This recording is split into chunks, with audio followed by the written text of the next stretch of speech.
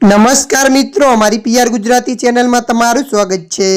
ગુજરાતની તમામ તાજા ખબરો સૌથી પહેલા જાણવા માટે અત્યારે ચેનલને સબસ્ક્રાઇબ કરી દેજો।